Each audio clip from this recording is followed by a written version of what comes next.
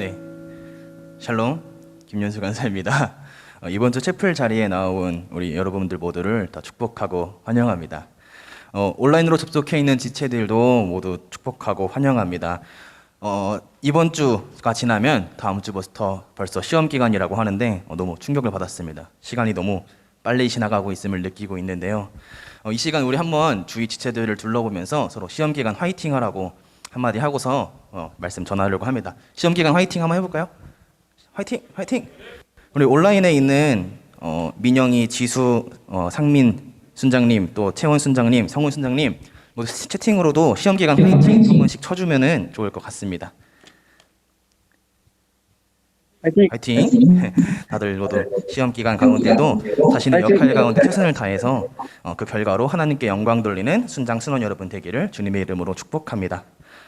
저 또한 작년까지만 해도 세명대학교 사회복지학과 학생으로서 저도 같이 시험 기간 때 밤새서 공부했던 그런 시간들이 좀 생각이 납니다. 그 중에 제가 전공 지식으로 배웠던 것 중에는 인생 곡선에 대한 이야기도 있었습니다. 자신의 과거 및 현재 또 미래의 모습을 그래프나 곡선 등으로 나타내게 그리는 그런 치료 기법을 이야기합니다. 여러분들 다들 인생이 롤러코스터와 같다는 말도 한번 들어보셨을 겁니다. 우리 인생은 언제나 맑음일 수도 없고 또 항상 흐림일 수도 없습니다. 좋았던 시절이 있었을 것이며 동시에 슬프고 낙심되었던 하얀 곡선을 찍었던 그런 시절도 있었을 것입니다. 이러한 변화의 지점을 우리는 변곡점이라고 부릅니다. 오늘 본문 말씀에서 같이 살펴볼 인물 또한 이러한 변곡점을 크게 겪었던 인물입니다. 출생과 함께 죽음을 맞이할 뻔했다가도 어느샌가 왕자로 살아가게 되며 또 다시 나그네로 살아가게 되는 그러한 인생의 큰 터닝 포인트를 겪은 인물인데요. 바로 출애굽기의 모세입니다. 이런 모세의 변곡점에는 특별한 비밀이 숨어 있음을 오늘 말씀을 통해 함께 나누려고 합니다.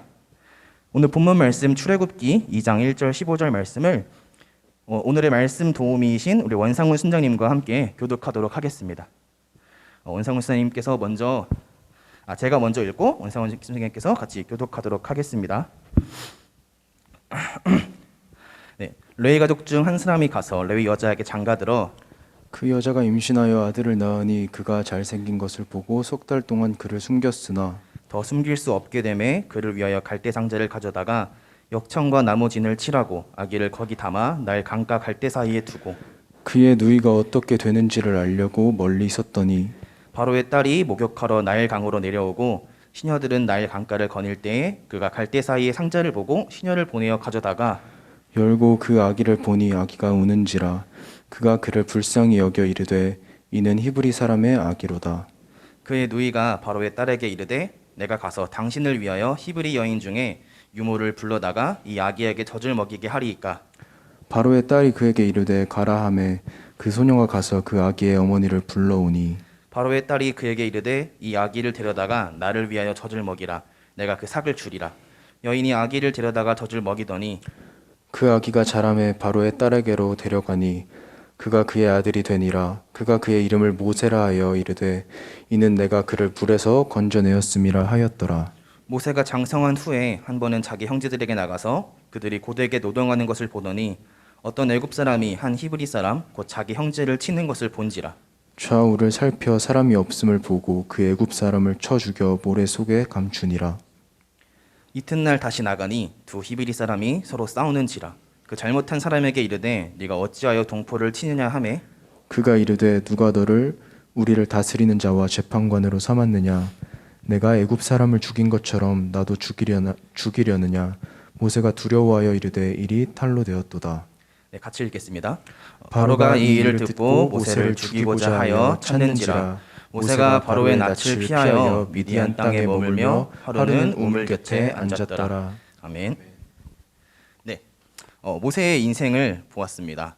그 출생에서부터 이미 최저점, 죽을 뻔한 위기를 겪었던 인물임을 우리가 보게 됩니다. 물론 모세를 우리가 알기로는 하나님의 보호하심과 인도하심을 받은 인물로 알고 있지만 그 전까지는 정말로 참혹한 인생이었음을 볼 수 있습니다. 모세가 출생했을 때의 시대상은 굉장히 암담했던 시대였습니다. 암울한 시대였습니다. 요셉을 모르는 왕이 그리고 모르는 세대가 이스라엘을 압제하기 시작했습니다. 그러나 그럼에도 불구하고 왕성해져만 가는 이스라엘을 볼 수 있었는데요. 바로 왕은 남자아이를 말살하는 정책을 펼치게 됩니다. 그러나 산파들이 하나님을 두려워하는 마음으로 왕의 명령을 거역하는 모습들을 우리가 볼 수 있습니다. 바로는 그 이후에도 이스라엘을 말살하려는 정책을 멈추지 않음을 보게 됩니다. 또다시 정책을 내세우는데요. 아들이 태어나거든 나일 강가에 던지고 딸이면 살려주라는 그런 이야기를 합니다. 이러한 이스라엘 말살 정책 가운데서도 하나님의 일하심은 멈추지 않았습니다. 이스라엘을 구원하시려는 하나님의 계획이 가장 암울한 시대에 그 가운데 아이의 출생으로부터 시작됩니다. 레위 가족 중 한 사람이 가서 레위 여자에게 장가를 들어 아이를 낳게 됩니다. 임신한 10개월 동안 그 레위 여자는 어떤 생각을 했었을까요? 어쩌면은 딸이었으면 좋겠다는 생각을 했을지도 모릅니다. 사랑하는 자신의 아기를 직접 그 나일 강가에 던질 수는 없었기 때문입니다. 그렇지만 그 아기가 태어납니다. 바로 아들이었습니다. 그 아들을 보는데 본문 말씀에 보면은 그가 잘생겼다고 이야기합니다. 여기서의 잘생김은 단순히 외모로 뛰어남을 이야기하는 것만은 아니었을 겁니다. 아기의 외모가 어떻게 그렇게 막 잘생길 수 있었을까요? 여기서의 잘생김은 원어로 살펴보면 토브라는 뜻을 가지고 있는데 이는 단순히 좋다, 아름답다 정도가 아닌 존귀하다, 보배롭다, 편하다라는 등을 가지고 있습니다. 아기의 어머니는 이를 알아보고 왕의 명령까지 거역하며 아기를 숨기게 됩니다. 이에 대한 내용을 히브리 기자는 히브리서 11장 23절 가운데 이렇게 이야기하고 있습니다. 믿음으로 모세가 낳았을 때에 그 부모가 아름다운 아이임을 보고 석 달 동안 숨겨 왕의 명령을 무서워하지 아니하였으며 그 아기가 하나님께서 택하신 그 지도자임을 알아본 요게벳은 그 일을 이루실 분을 믿고 믿음으로 왕의 명령을 무서워하지 아니하였던 모습을 볼 수 있습니다. 그러나 더 숨길 수 없는 때가 다가오고 맙니다. 어머니나 아버지, 누나, 그 어떤 누구도 모세를 애굽 왕으로부터 지킬 수 없었습니다. 하지만 아기의 그 어머니인 요게벳은 그저 명령에 따르지만은 않습니다. 요게벳은 아기를 위하여 갈대 상자를 가져다가 역청 나무 진을 칠하고 모세를 거기에 담습니다. 여기서 갈대 상자를 의미하는 그 원어는 테바라고 하는데 이 테바에 대한 용어는 성경 말씀 가운데에 노아의 방주에서만 쓰였고 그 외에는 쓰였던 것들을 볼 수 없음을 우리가 알고 있는데요. 갈대 상자와 방주의 공통점은 무엇이었을까요? 바로 스스로 조정할 수 없다는 겁니다. 갈대 상자와 그 방주 모두 자신이 직접 그 원동력을 조정하는 것이 아닌 하나님의 도우심을 구하는 모습이었던 것입니다. 모든 것을 맡기는 것이 바로 이 아기의 출생, 그 탄생의 시작부터였습니다. 그의 누이 또한 그를 도울 수 없어서 어떻게 됐는지를 알려고 멀리 서서 지켜보고 있었던 모습을 보고 있습니다. 그의 가족들이 하나님 앞에 모든 것을 내려놓았을 때 하나님의 섭리가, 하나님의 순적한 인도하심이 시작됩니다. 출생과 동시에 인생의 최저점을 찍었던 가족마저 그 모든 것을 내려놓았을 때 그 아기의 인생의 변화가 시작됩니다. 바로 첫 번째 변곡점이 여기인데요. 하나님께 모든 것을 맡겨드렸을 때 나일 강가에 그 아이를 갈대 상자에 담아서 띄웠을 때 바로의 딸이 나타나게 됩니다. 바로의 딸이 목욕하러 내려왔을 때 바로 그 갈대 상자를 보게 됩니다. 본문 말씀은 이렇게 5절, 6절에 이렇게 기록하고 있습니다. 바로의 딸이 목욕하러 나일 강으로 내려오고 시녀들은 나일 강가를 거닐 때에 그가 갈대 사이의 상자를 보고 시녀를 보내어 가져다가 열고 그 아기를 보니 아기가 우는지라. 그가 그를 불쌍히 여겨 이르되 이는 히브리 사람의 아기로다. 아멘. 시녀를 보내어 본 그 아기가 히브리 사람의 아기인 줄을 바로의 딸은 보자마자 바로 알고 있었습니다. 그러나 그 아기를 불쌍히 여기게 됩니다. 자신의 아버지가 말살 정책을 펼친 것을 그 딸도 이미 알고 있던 것입니다. 하나님이 바로의 딸의 그 마음을 만지시고 움직여서 자기 아버지의 명을 스스로 거역하게 하고 그 아기를 거두게 합니다. 이 모습을 그 아기의 누이 또한 지켜보고 있었습니다. 분명히 깨달았을 것입니다. 이것이 하나님의 도우심이다. 그러한 확신을 갖고 그의 누이는 바로의 딸 앞에 나아가서 이렇게 이야기합니다. 내가 가서 당신을 위하여 히브리 여인 중에서 유모를 불러다가 이 아기에게 젖을 먹이게 하리이까. 당시 애굽이 이스라엘을 강제 노역에 부리며 그런 당시의 시대상에서는 히브리인에게 젖을 물리는 것은 부정한 일이다라는 인식들이 가득하였다고 하는데요. 그렇기에 바로의 딸은 히브리 여인 중에서 유모를 불러온다는 이 누이의 말에 전적으로 동의하며 오히려 삭을 줄이니 그 아기를 데려다가 젖을 먹여 키워오라고 이야기합니다. 여기서 그 아기의 어머니 요게벳을 불러오는 모습을 우리가 본문 말씀을 통해 알고 있는데요. 요게벳은 어떤 심정이었을까요? 강물에 정말 전적으로 하나님을 의지하며 맡겨둘 수밖에 없었던 그 모세를 친어머니인 자신이 다시 안전하게 그것도 삭까지 받으면서 기를 수 있게 되었을 때 요게벳 또한 이것이 하나님의 섭리임을 굳게 믿었을 것입니다. 또한 모세를 양육하며 이러한 가르침을 그리고 히브리인으로서의 정체성 또한 교육하였을 것입니다. 젖 먹이게라는 말의 의미는 단순히 젖을 먹게 한다는 뜻 외에도 유무를 통해 양육하고 교육한다는 의미를 포함하고 있습니다. 아기 모세는 요모의 손에 의해서 양육과 교육을 받게 되는 것입니다. 그렇게 모세는 죽음에서 물에서 건져냄을 받고 길러져 바로의 궁전으로 보내어 성년이 될 때까지 지내게 됩니다. 그 모세의 이름의 의미는 본문 말씀에서도 같이 물에서 건져내었음입니다.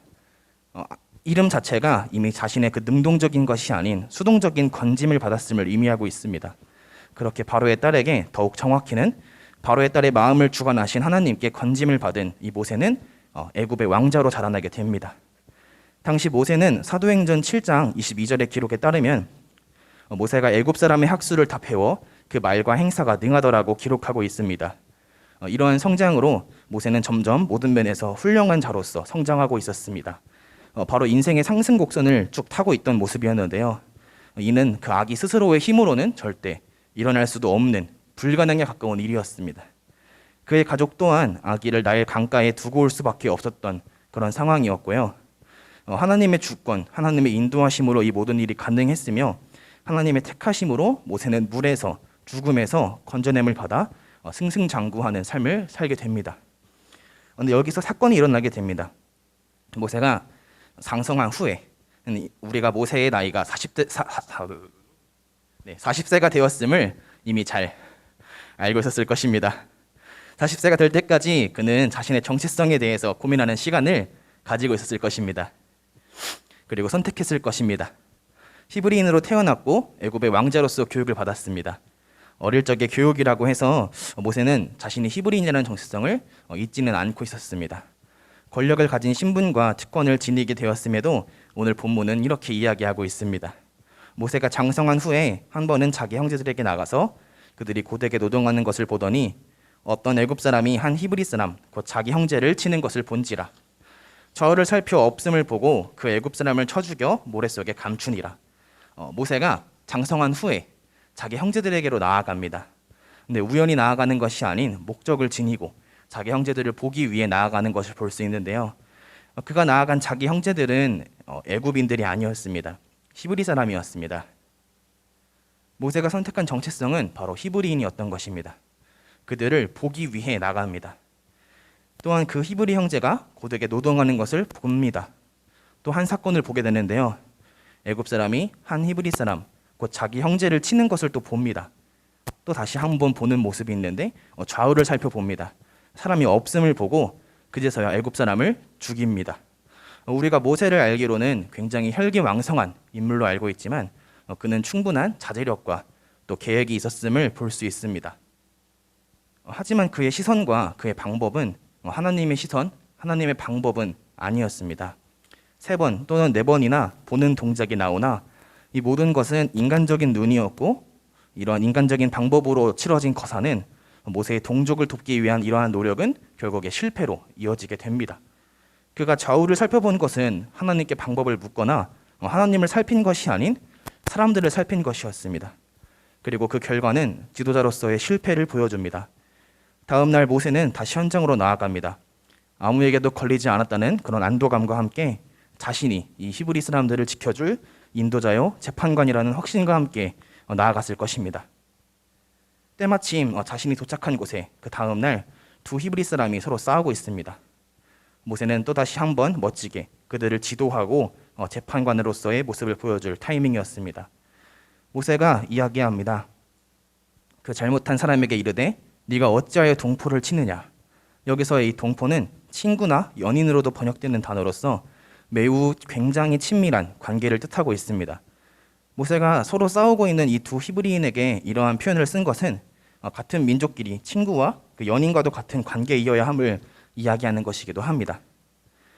모세는 애굽의 왕자로 자라며 히브리인들이 당하는 그러한 고통들을 체험해보지는 못했으나 뜨거운 민족애를 지녔고 또 그들을 위해 힘썼음을 볼 수 있습니다. 그러나 같은 히브리인들이 서로 싸우고 있자 모세는 화가 나고 잘잘못을 가리며 따지게 되었을 것입니다. 너네는 동포지 않느냐? 어찌 너네가 서로 싸울 수 있느냐? 라고 그들에게 화를 내었던 모습이었죠.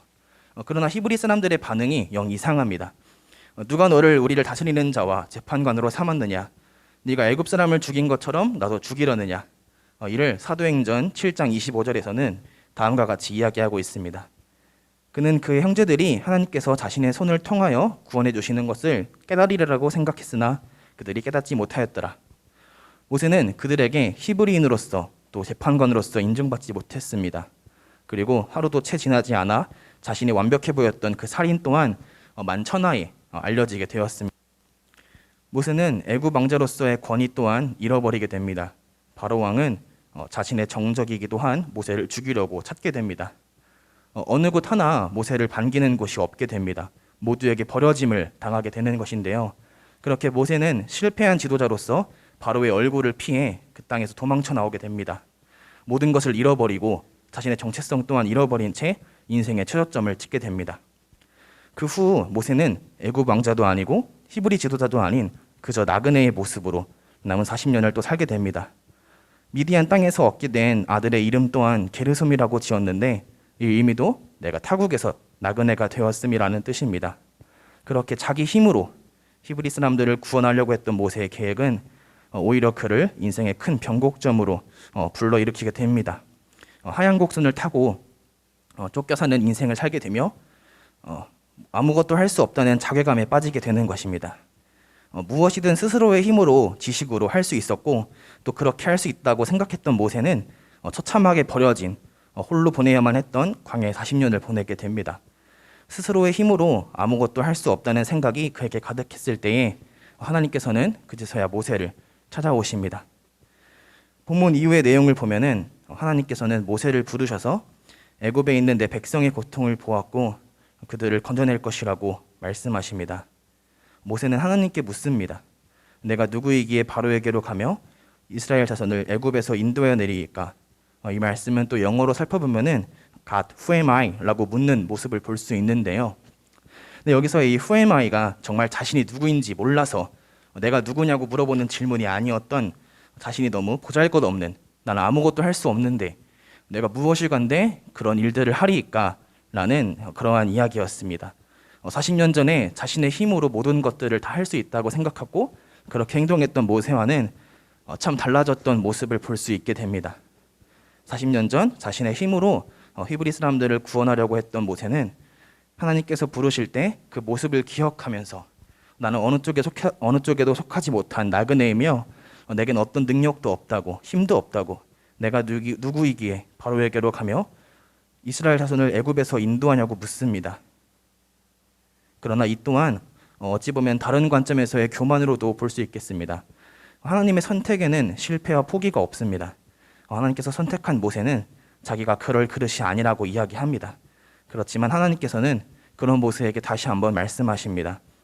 내가 반드시 너와 함께 있으리라. 모세를 다시 한번 건져내는 모습이십니다. 아무것도 할 수 없다는 그러한 생각에서 모세를 건져내십니다. 모세와 함께 한다고 말씀하시고 계신 것입니다. 그리고 그런 모세를 통해서 그 모세의 삶을 사용하여서 모세를 통해 이스라엘을 애굽에게서 건져내게 하십니다. 다시 모세의 인생의 상승곡선이 시작되는 것입니다. 하나님께서는 모세를 처음에는 물에서 죽음에서 건져내셨고 이번에는 다시 그 모세가 아무것도 할 수 없다는 그런 자존감 낮은 그런 모습에서 건져내게 하십니다. 아무것도 할 수 없다는 자존감 낮은 나그네에서 그 이후 모세의 삶을 우리가 보았을 때 모세는 하나님께서 함께 하시는 구원자 또 다른 사람들을 그 애굽의 압제에서 건져내는 자로 다시 한번 올라오는 모습을 볼 수 있습니다. 모세의 삶을 우리가 살펴보면은 죽을 운명이었던 아기, 또 건져냄을 받은 자, 그리고 애굽 왕자, 자기 힘으로 하려던 자, 그리고 실패한 지도자, 나그네, 그리고 하나님과 동행하는 사람, 그리고 건져내는 자, 이스라엘의 구원자가 됩니다. 여기서의 모습들을 우리가 살펴보면은 인생에서 하얀 곡선을 찍었던 모습들은 자신의 힘으로 하려고 했을 때의 모습이었음을, 또 다시 상승곡선이었던 것은 자신의 모든 것을 내려놓고 주님께 모든 것을 의탁할 때였음을 보게 됩니다. 이러한 사실은 정말로 우리가 인생의 변곡점, 우리 인생의 주인이 하나님이심을 보게 하는 그러한 말씀인 것 같습니다. 또한 모세의 인생을 통해 보았을 때 이러한 사실들은 우리에게도 동일하게 적용할 수 있을 줄로 봅니다. 어쩌면 우리도 모세와 같은 삶을 살고 있을지도 모릅니다. 먼저 우리는 모세와 동일하게 하나님께서 우리를 선택하셨습니다. 하나님의 택하심을 받았습니다.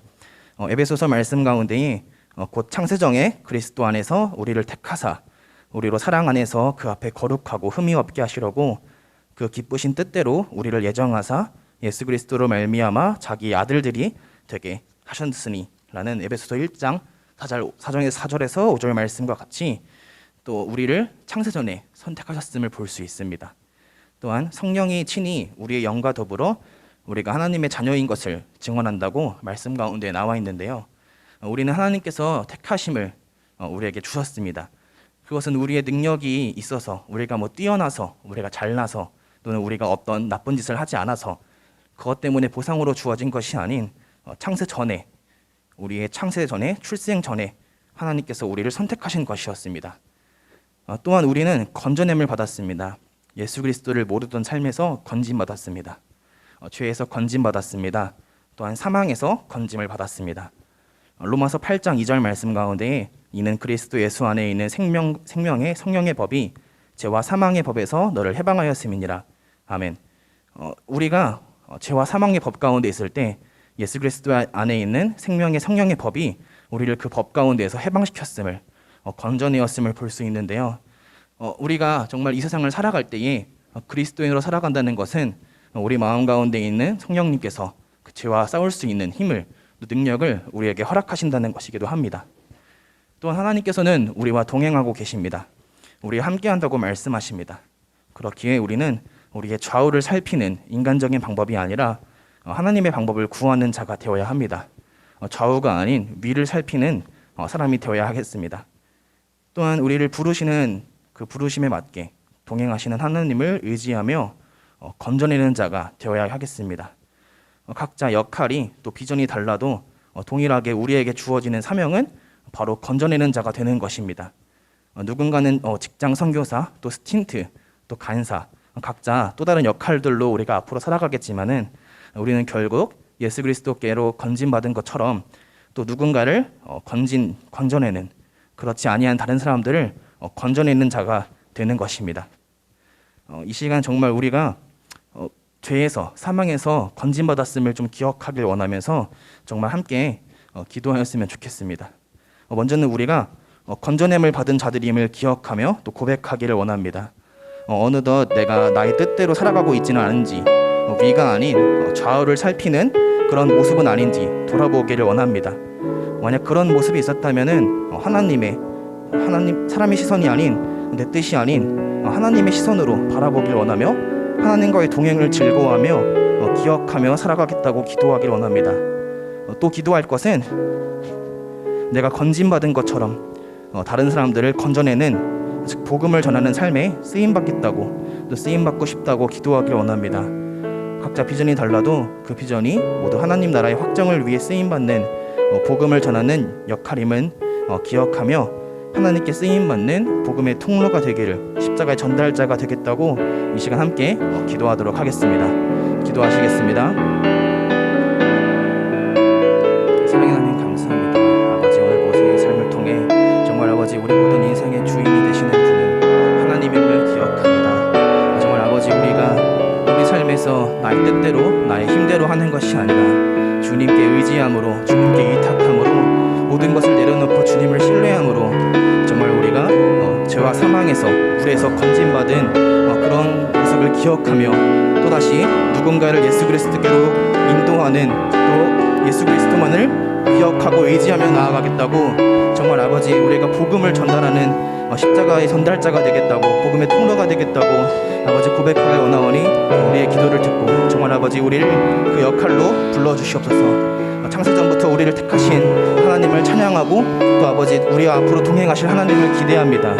모든 것들이 합력하여 선을 이룰 줄을 믿습니다. 아버지, 우리의 인생 가운데에 모든 것을 주님께 맡겨드리며 나아가겠다고 고백하며 아버지, 정말 우리가 하나님과의 동행을 기억하며 나아가겠다고 아버지, 정말 이 시간 고백하길 원하오니 아버지, 우리와 함께 동행하여 주시옵시고 언제나 우리가 복음을 전할 수 있는 담대함과 또 그러한 능력들을 허락하여 주시옵소서. 예수님의 이름으로 기도드렸사옵나이다.